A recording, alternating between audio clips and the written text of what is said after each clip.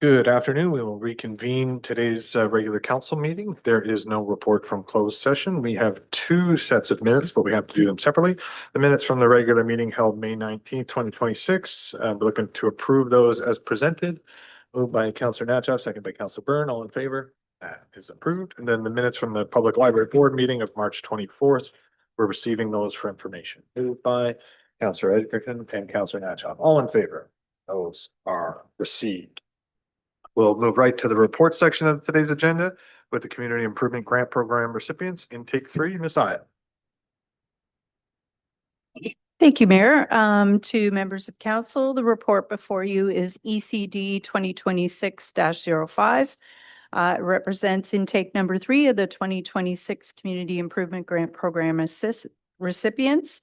The recommendation for council is that council accept the recommended CIP grant recipients for 4 Union Street, which is Sage and Soul Collective, totaling $1,633, which has been identified in the 2026 capital budget. Thanks, Ms. Iyer. Nice to see another recipient utilizing some of the funding, and there's still some funding still available, so we'll hopefully have some more applications and subsequently recipients. Any questions about that? If not, we're just receiving for, I think we're just receiving for information, if I'm not mistaken. Oh, supporting the allocation. Apologies. Move to support Councillor Byrne, second by Councillor Natchoff. All in favor? That is approved. Thank you, Ms. Iyer. Next report, Public Works, Fraserville, North Monaghan Master Servicing Plan, Mr. Hancock. Here we go. Thank you, Mr. Mayor. Through you to council, the 2 recommendations before you in Public Works Report 2026-10. Recommendation number 1, that council support carrying out the municipal class environmental assessment for the development of new municipal wells and water treatment facility at 1256 Sire Line, a new wastewater plant at 1861 Moncrief Line, and new municipal wells and water treatment on municipal property on Lansdowne Street West for the future development of the Fraserville North Monaghan to support employment and residential lands. And number 2, that council approve the municipal class environmental assessment projects to an upset limit of $600,000, funded in part by $200,000 previously approved in the 2026 water wastewater capital budget for the Class EA of Sire Line drinking water well, and further approve the remaining $400,000 to be provided as a loan from the asset replacement reserve to be repaid within a 3-year term. And for council's information, there is a drawing at the back of the report that outlines the properties and the infrastructure that we'll look at in the future once the class environmental assessments are completed. Thank you, Mr. Hancock. So just for understanding, there's also, you allude to in the report about, I know there's a lot of, we're at that sort of early or maybe kind of mid part of the season for applications. And I know there's a lot of monies, both at the federal level now and at the provincial level for potential sources of funding for these sorts of studies that are growth related. Do you have a sort of a loose list of those sorts of applications that we're seeking? I mean, I know we're not going to need the entirety of the monies up front. You know, it's an ongoing, municipal class EAs take a long time and over a couple of years at least. So just curious if there's a short list of potential applications for funding rather than the temporary loan, or you know, what sort of the lay of the land looks like in that regard. Through Mr. Mayor to council, we have reviewed this project along with other projects in the municipality, and this is one that would be considered under the municipal grants that are presently out. So we will be applying for funding for this program, and we're hoping that through the Class EA process and of course the further consideration of preliminary design, that we'll have numbers that we can put into that grant application. So yes, it is something certainly the government will look at if we can get the application before them. Okay, thanks for that. Questions, Councilor Brett? Through the chair, Dwayne, with this year repayment thing, am I clear in thinking that on the 2027 budget that will have to come up and be somehow factored into that equation to start paying back that other 400,000? Through Mr. Mayor to Councilor Byrne, I think first of all, this would be more a Director of Finance question, but generally, we will carry the loan for the 3-year period, and then it would be paid for at that point, whether it's through an annual amount or a lump sum at the end of it. So it is an asset replacement. We've done this in the past, and it is fairly common. And normally, it's just a point in time where the monies are to be reimbursed. So I don't think it will be an annual payment, no. Ms. Hurley. Thank you, Chair, to Councillor Byrne. So what we do is we'll identify if, should council support this report, we will identify it in the report section that it's one of those paybacks, and there's a section that we always identify. So we would identify on that. We don't plan to pay it back annually unless we receive funding, which we will make an application for. And if that's the case, then we would also mention that through the budget process, but we wouldn't lose sight of it. So it will be identified that we would be paying it back within a 3-year period. But as monies come in, we would certainly touch base on it, but it would be identified in the report. Okay. Other questions? If not, the two recommendations is Wayne to support carrying municipal class C assessment for the development of municipal wells and treatment facility at 1256 Sire Line. New waste. Sorry. Thank you for that. A new wastewater treatment plant at 1861 Moncrief Line and new municipal wells and water treatment facility and municipal property at Lansdowne Street West for future development in Fraserville, North Monaghan to support employment and residential lands, and that council approves the municipal class EA project to an upset limit of 600,000 funded in part by 200,000 previously approved in the 2026 water wastewater capital budget for the Class EA study, Sire Line drinking water well, and further approve the remaining 400,000 to be provided as a loan from the asset replacement reserve to be repaid within a 3-year term. Two recommendations. I'll take a mover and a seconder for those recommendations. Moved by Councillor Natchoff, seconded by Councillor Byrne. All in favor? That is approved. Thanks for that report, Wayne. Next item on the agenda is 10.3 Public Works again, standby generator tender. Clinton and Wayne together. Thank you, Mr. Mayor.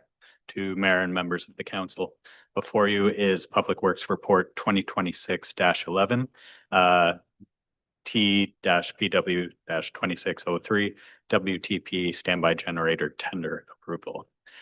So the recommendations for this report are: 1, that council award the WTP standby generator tender to Gecko Industries at the tender amount of $84,759.20 with net municipal HST of $1,491.76 with the total tender amount with net municipal HST at $86,250.96. Number 2, that council approves the installation of a natural gas service at the water treatment plant by Enbridge Gas at a cost of $26,664.78 with net municipal HST of $469.30 with the total natural gas cost of $27,134.08. And recommendation 3, that council approves a 10% contingency in the amount of $8,625.10 for this project. The total amount for approval, including contingencies after net municipal HST, is $122,000 and $10.14. The water treatment plant standby generator was approved for $150,000 in the 2026 water wastewater capital budget. Thanks, Clinton. Just a question. I'm not sure if it's for Wayne or yourself, but I mean, we're seeing this isn't uncommon, but this is a bit of a stretch of a one to see such a disparity between the applications. And I know we bought generation in the past, and I don't recall it being this sort of far apart. So is there any sort of comments or any sort of feedback or context that you can share? Either of you can share with regards to the justification for the bid being, less than half in some categories and what vetting we've done with regards to, the various proponents that did bid and just quantifying that we're getting a like, generator versus the cost associated to it. So either of you could speak to that, that'd be appreciated. To you, Mr. Mayor.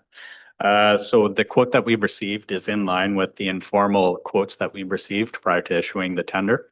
Again, looking at the actual tender results, the actual cost for the infrastructure, like the generator themselves, is pretty consistent across the board.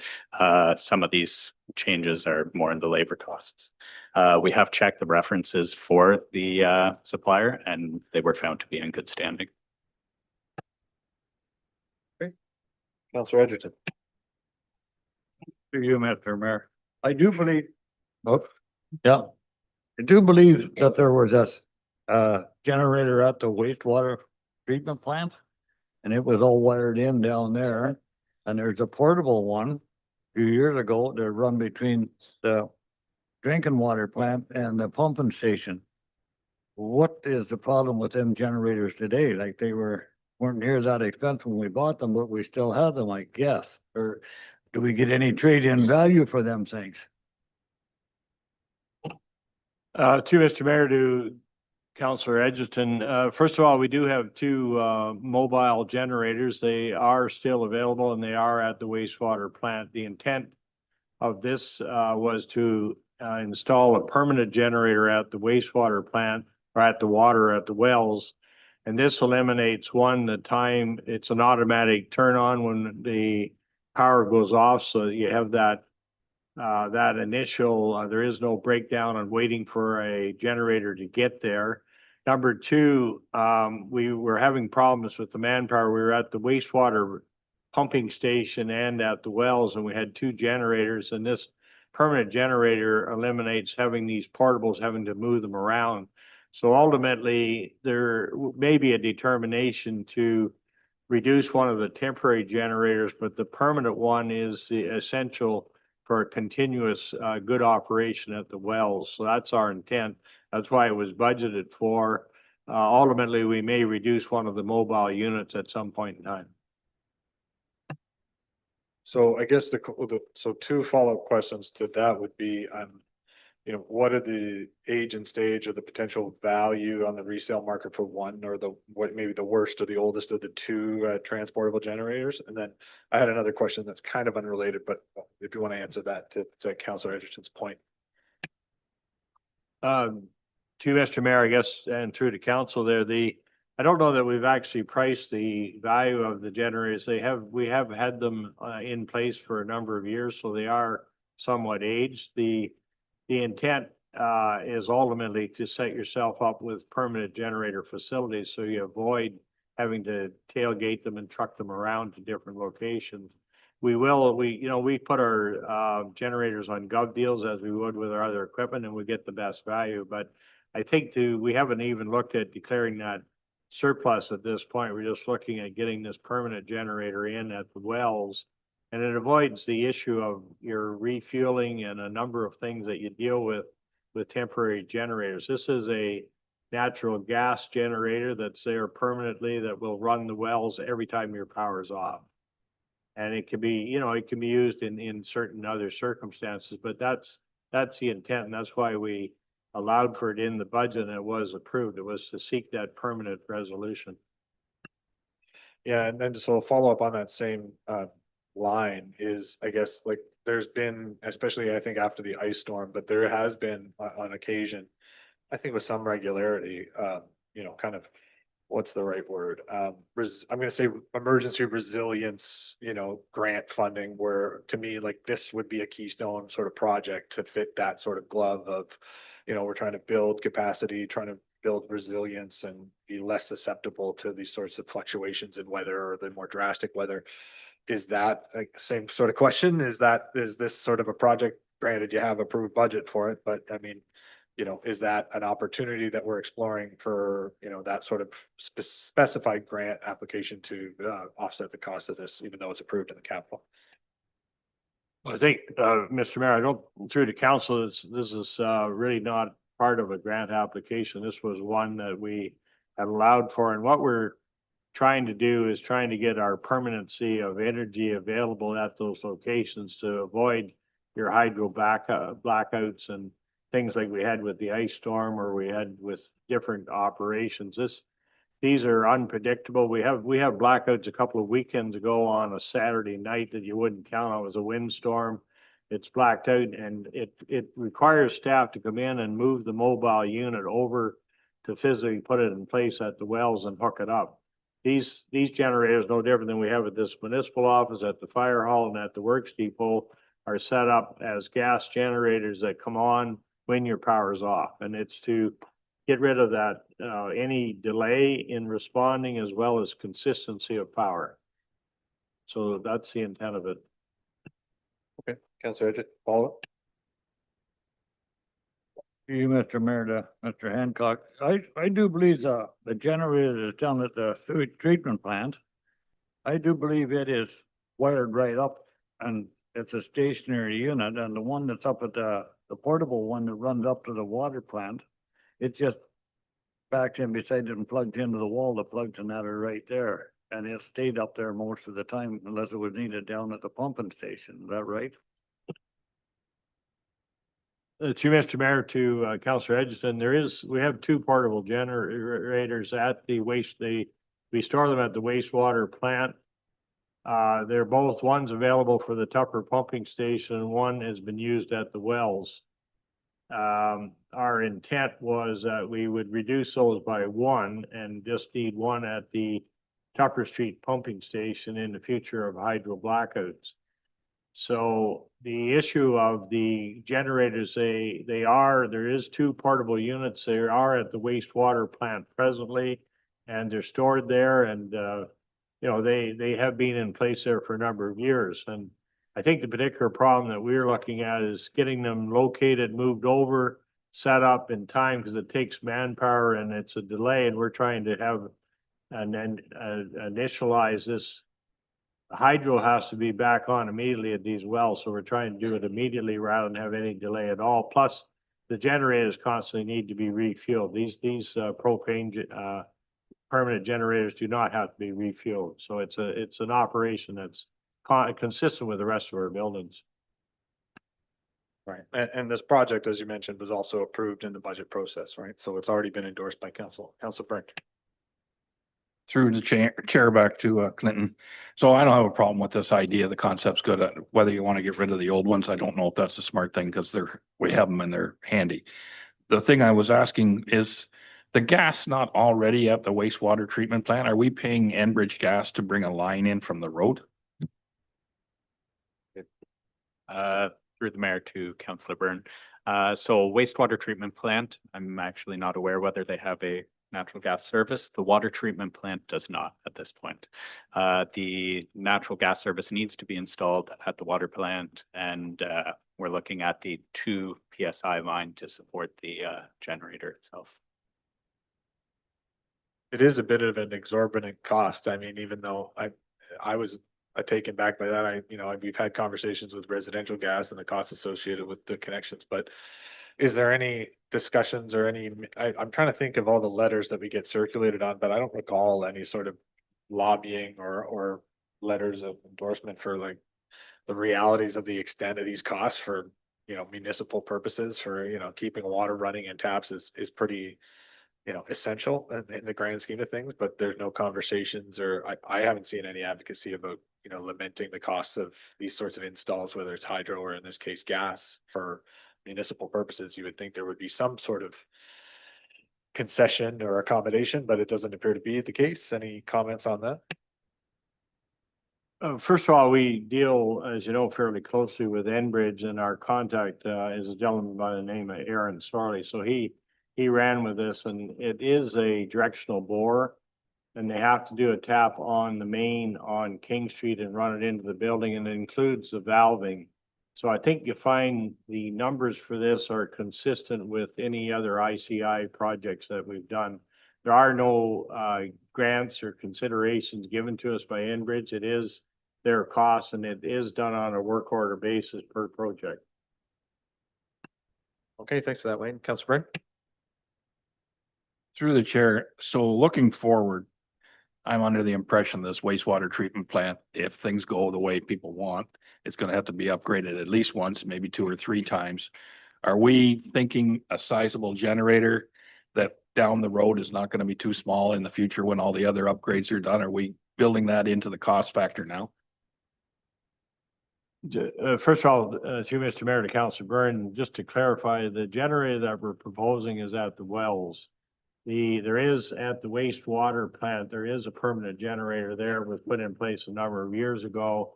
And it is set up for any future expansions at the wastewater plant, so it will be covered. This one here is at the wells and it's to offset the portable generator that we would need there. Follow up? Through the chair, so it'll be able to handle the 3 wells we have now, plus the future well that might come online at some point in the time. That's the intent. Yeah, we've sized it accordingly, yes. Okay, thank you. Any other questions?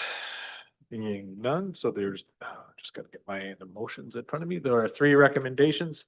Clinton's already read them once, so maybe save my voice for the bylaws, if you don't mind. The 3 recommendations are as follows. I think they're all interrelated one after the other, so we'll look for a mover and a seconder for the 3 recommendations in the report. Moved by Councillor Nassau, seconded by Councillor Byrne, all in favor. That is approved. Next item on the agenda is the corporate services update on countywide joint community safety well-being. Mark. For you, Mayor Graham to Council, before you is report Corporate Services 2026-11 update on countywide joint community safety and well-being plan. The recommendation is that Council provide comment on the draft countywide joint community safety plan and community safety and well-being plan for consideration. As Council probably remembers, in February 2026, Council directed staff to work with other Peterborough County municipalities to develop a new joint community safety and well-being plan that aligns with the previous plan that the township had adopted. Since that meeting, staff have met and gone together. We've each decided to review our individual municipal priorities, looked at our indicators, supporting actions, and just identify any changes that need to be included in the draft plan. We've worked together now to put a draft plan that is before you just for comment. Other county municipalities have brought this to their councils or are bringing it to their councils for comment. So we thought we would do the same. Long story short, or in summary, the plan is quite similar to the previous township plan. It's just some of the priorities and actions have been updated to kind of reflect the current state of and initiatives and for the township in 2026. The key priorities are still the same. They're access to health, community belonging, community supports, and housing security. I'd be happy to take any comments or other issues to bring to the county for the final plan, which will hopefully be coming shortly to council. Thanks, Mark. So just for clarity in my understanding, like this is really just amalgamating the existing community safety plans and filling in the gap with the county program for those municipalities that hadn't met the requirement yet. So there's not, like you said, nothing's changing really in our content, except that it's also a part of the larger county content. And from an ongoing maintenance of the, whether it's tracking or whether it's just general upkeep, I'm not as familiar with the legislation on this, but like, is the county going to be steering more, or if there's like future adjustments to our elements of the plan, those would be enshrined? I'm just not, now that it's going to kind of live up at the county, I'm just not quite sure of how it evolves or what the requirements are. We build it because we have it, right? Now everyone has it and it's in one place, right? Is there something more to it than that you might clarify on? So I'd be happy to answer that. There's a couple of things. For the reporting and kind of monitoring of the plan itself, the legislation is prescriptive about how the reporting goes for joint plans. It's kind of decided to kind of keep the reporting as we did it previously with our other joint plan, where each of us report to our individual councils on the progress, especially because the plan is going to be a little bit different for each county municipality. So it doesn't make sense to report on stuff that doesn't make sense for Cab Monaghan. In terms of the maintenance, so we are kind of it is going to be maintained as a group, not at the county level. We are all working together. County staff assisted with putting together the plan, but it's not a county plan. It's a 8 municipalities plus county plan. And we are going to talk to each other as this plan progresses, just to kind of touch base if there's any updates for the next review, which will be 4 years from now. But nothing else beyond that. Oh, thanks for that clarity. I wasn't quite sure if it changes the onus on anything. Councillor Burke.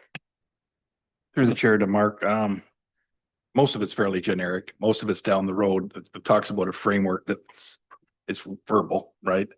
One thing I was kind of interested in, on the county side of things, they were talking about housing security, and I'm guessing that's just people being able to placed in it, or is that actually going to be talking about the crime and the policing of home invasions and break-ins and stuff like that, or is that totally out of your regard on that issue? So in terms of housing security, I think your first interpretation is the correct one. That has to do about people having a secure home, basically, that, it's not only that they have a roof they can put under their head tonight, but making sure that they have that certainty, for tomorrow, the next 6 months. And there can be a number of factors that can contribute to that. For instance, the township's priorities. We do a lot on supporting development and exploring a diverse range of housing options, such as additional dwelling units and other options on properties. I will say the plan, part of the thing that community safety wellbeing plans can potentially address is some of these risk factors that might cause crime at homes. But making sure people have a secure roof over their head does actually help reduce that as well. So I think it kind of addresses it, even if it's not the crime is not the key focus. That is mainly the task of the Peterborough Police Service.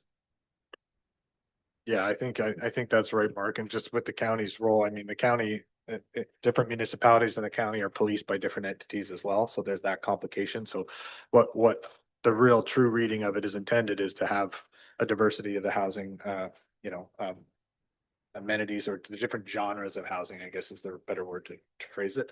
And I know, being the county rep on the Peterborough Housing Corp board, that there's lots of conversations about how the county can better work with the board that we invest in and co-fund from an operational standpoint to actually accumulate actual supportive housing in the municipalities outside of the city. So it's an ongoing effort, and it'll take a lot of discussion to get to, but I know it's at its infancy, working to improve that. Other questions or any comments for the plan? If not, we are just providing that, I guess staff will take those comments and for consideration. I mean, there's not a ton there. It's like I said, having already done it, there's not much to change very recently. So how would you like the language in their motion, clerk? Through Mayor Graham to the rest of council, I would say to receive the plan as presented. Yeah, thank you. Get a mover for that motion before any other comments about the plan. If not, okay, moved by Councillor Natchoff, seconder for that plan. I will second it. All in favor? That is approved. Council and committee verbal reports. Anyone got a committee report? Else? Through the chair, just because it didn't show up later in the agenda, emphasize the Millbrook Fair coming up, just so it's noted. I'm sure you're going to follow up on that later anyway, so. Yep, there's a component of that. We've had some great meetings with the fair board, and I know they're getting quite busy making all the preparations for 175th annual fair. And I know they're very appreciative of the township support. We're in constant contact, and I know there's been a few things that we've tried to help them out with. And in regards to my committee report, we did have a library board meeting, and I want to thank the fair board who made some passes available, because the library is trying to have a booth at the fair this year to talk about some of their programs and get the survey uptake a little bit more to inform some of the programming that the library is engaged in. We also talked about some of the policies that the CEO of the library is working to get updated and modernized for managing their staff. And we also had some conversations about an ongoing, work and maintenance on a strategic plan that the CEO is going through as well. And that's the extent of that update. Any other committee updates? Seeing none, we'll get a mover and a seconder for those committee verbal reports. Moved by Councillor Burns, seconded by Councillor Edgerton. All in favor? That is approved. There is no general business. There is no correspondence for information. There is correspondence for action. So we're just going to hold there. Yep. So we did receive a small petition from some residents with regards to Brookside Drive. And so what we're going to do, and Councillor Natchoff asked for that to be brought forward, what we're intending to do is have staff and Wayne investigate those issues and see if we can come up with a recommendation course of action.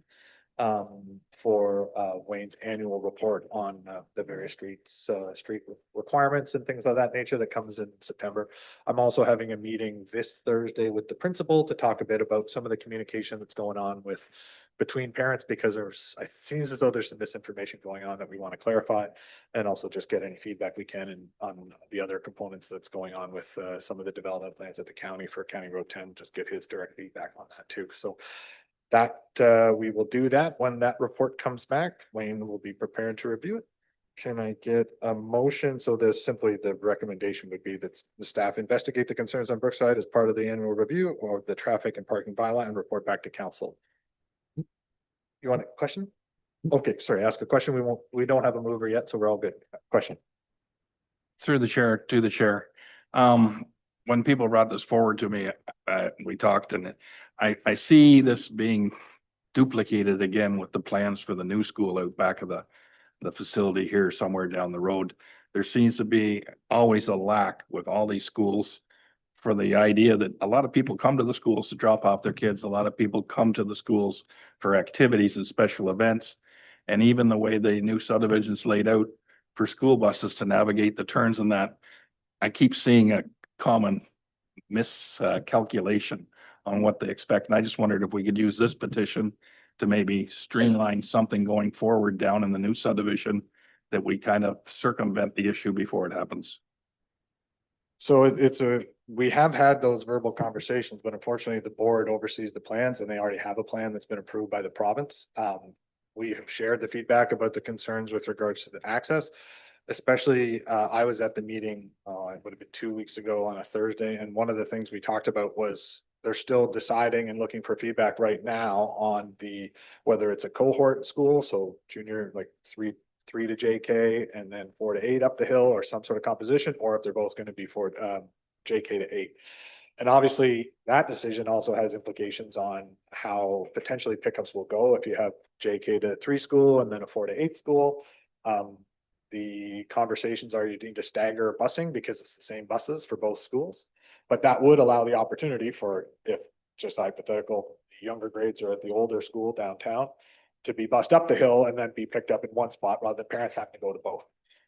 It seems as though that this very clear trend based on the amount of traffic that you see down there that people aren't utilizing the bus. And I know there's some exemptions for bus routes with the limited drivers that they have issues with, but it's very clear that parents are seemingly have the time to pick up and drop off their kids and far more availability than they used to when I was going there for sure. But we have made those comments about concerns about pickup, and that was a part of the conversation as well with Crestwood, the fact that it was designed, a high school designed for rural busing accommodations, and Kenner is not. So we've made those issues about trying to figure out the accommodations into those plans to the school board. At the end of the day, I think it sounds as though, from my understanding, is that the plans and designs of the actual facilities is fairly established, that even the board doesn't have a lot of insight and controls over. You kind of pick your model from these selected list of approved styles, let's say, or designs, and that's it. So I think what we will find when the feedback comes in on those two, whether it's a cohort or whether it's the two kind of separate schools altogether, if the potential where there might be an option is if there is a sort of reevaluation, or if they're going to a cohort system, there's some design elements of the new school that's really designed as a JK to 8. So if they switch and the feedback says we prefer a cohort, and I think there's a lot of merits to that based on the feedback that was provided to the board at the meeting the other night, that will require a change of the design because it's designed as a K to 8 right now. And that might be the opportunity where we could reinforce that opportunity to accommodate more pickups and drives, because as you're well aware, that school design hasn't changed, and beyond I guess the one parking lot hasn't really changed much since I went there and since the community's been there, but the behaviors of adults certainly has. So we'll have to figure out, I think that's what we're looking for. I'll be speaking to the principal, but also that we're looking for staff. If there is a suggestion or a recommendation as how to make the best of what we have on the ground now, whether it's, I know Veltree's property on the corner there is being used for the temporary basis. I don't know how long that's even an opportunity to offset the construction there, but we'll have to see. And that's a part of Wayne, I hope, is taking some notes there. I see we'll have that conversation. And if there is an opportunity to have influence on the design, if there are changes, that's definitely something that we can reiterate at that time. Follow-up, Council Byrne. Through the chair, back to the chair. So one of the things we brought up at the accessibility thing too, because it was highlighted. Turning off Fallis onto the side roads with a bus. They need turning radius, and when there's all this traffic trying to get on and off that side road. There's nothing allowed in the street formation to allow enough width that a car wouldn't have to back up to allow a bus to make a turn. And I just look at these things happening over and over again all the time.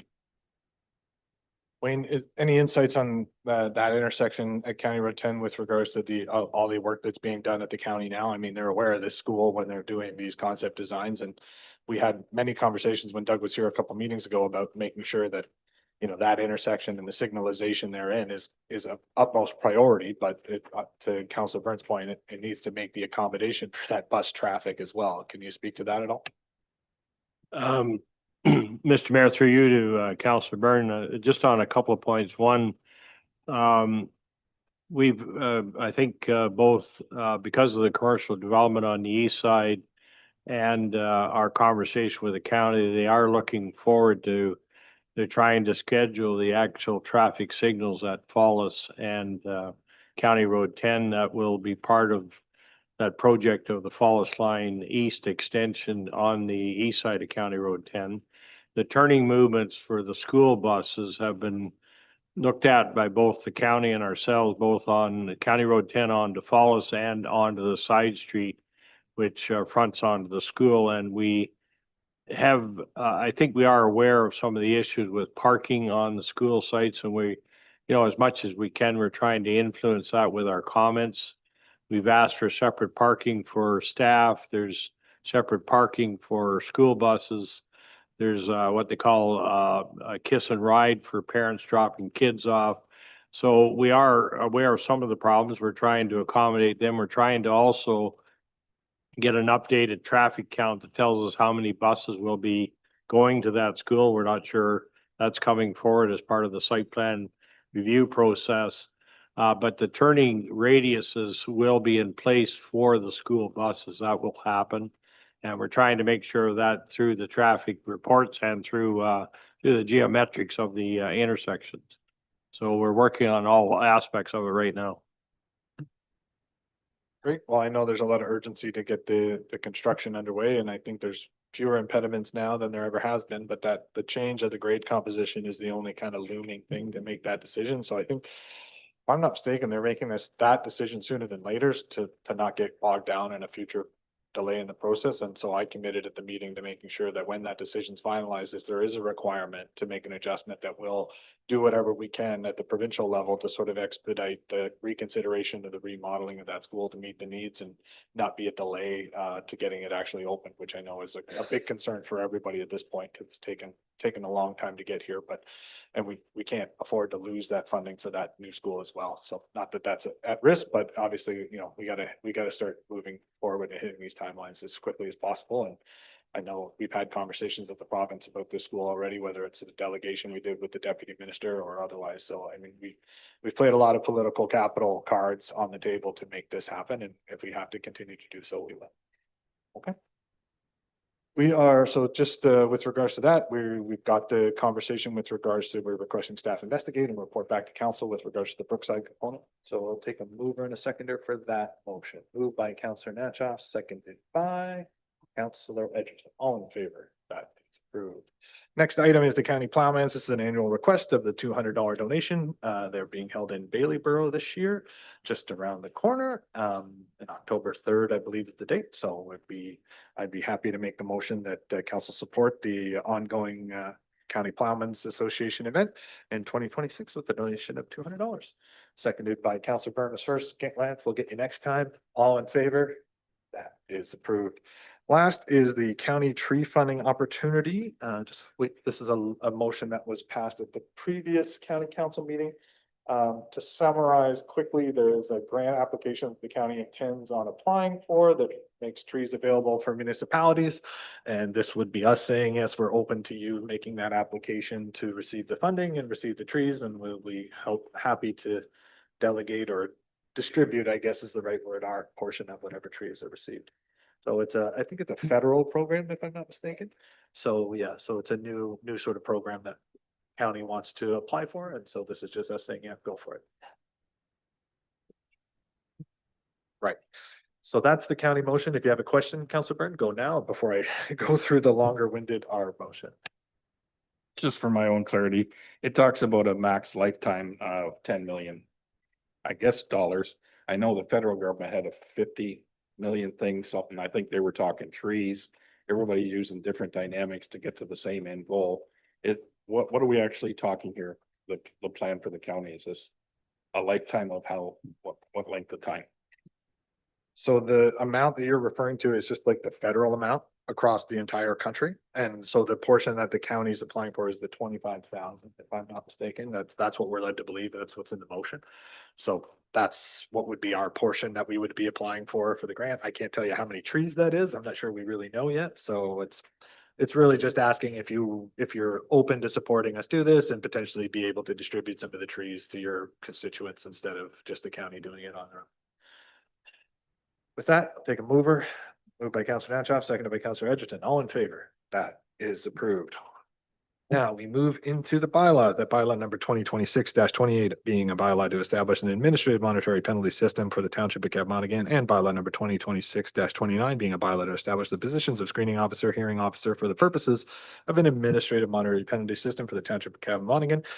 And bylaw number 2026-36 being a bylaw to ratify an agreement of the purchase and sale concerning acquisition of land for a municipal water reservoir, part 2, plan 45R-18009. Be read first, second, third time and passed this first day of June, signed by the mayor and the clerk, and the corporate seal attached thereto. Can I get a mover for that bylaw? Those bylaws, I should say. Moved by Councilor Natchoff, seconded by Councilor Byrne. All in favor? Those are approved. There is no unfinished business. There are no notice of motion. The confirming bylaw is bylaw number 2026-37 being a bylaw to confirm the proceedings of the meeting held June 1st, 2026. Be read at first, second, third time and passed this first day of June, signed by the mayor and the clerk, and the corporate seal attached thereto. Can I get a mover for the confirming bylaw? Moved by Councilor Natchoff, seconded by Councilor Edgerton. All in favor? That is approved. Lastly, a motion to adjourn today's meeting. Moved by Councilor Edgerton, seconded by Councilor Natchoff. All in favor, that is approved. There are a number of upcoming events. As we discussed, the 175th Fair is running from June 11th to the 14th. We will see you at the fair. There's lots of great things going on down there. And for those with families, there are a few bikes that have been donated by the municipality that I believe are being competed for on the Sunday. They're trying to have a bit more of a kids focused day on the Sunday at the fair. So don't be sure to miss it. The Cabmonaghan Public Library Board meeting is next meeting on June 16th at 7 p.m. The Municipal Revitalization and Heritage Advisory Committee meeting is scheduled for June 18th at 9 a.m. The next regular council meeting before the summer break is June 22nd at 1 p.m. The Millard Valley Trail Advisory Committee meeting is Monday, June 22nd at 4 p.m. Sustainability Advisory Committee meeting meets on Thursday, June 25th at 1 p.m. And the subsequent regular council meeting is Monday, August 10th at 1 p.m. Thanks very much. We hope to see you down at the fair and throughout the township. Take care.